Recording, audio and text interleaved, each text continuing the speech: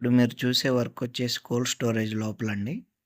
లోపల లిఫ్ట్ ఏరియాలో నుంచి వర్షాలు పడ్డప్పుడు చెమ్మొస్తుందని మనకు కంప్లెయింట్ చేశారు. ఇప్పుడు చూస్తున్నారు గదా! లోపల లిఫ్ట్ ఏరియాలో మనం పాయింట్లేసుకొని, పైపులు పెట్టేసుకొని సిమెంట్ గ్రౌటింగ్ చేస్తామండి.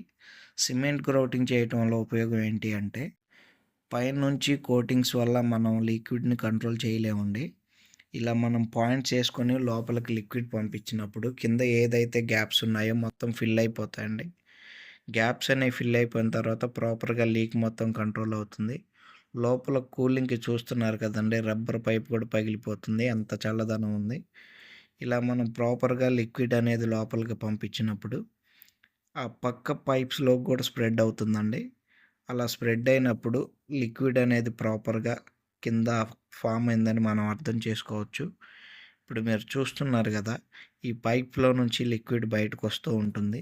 ఇలా వస్తున్నప్పుడు కింద గ్యాప్ మొత్తం ఫిల్ అయ్యి, ఆ పైప్‌లో నుంచి అలా బయటకొస్తుందండి.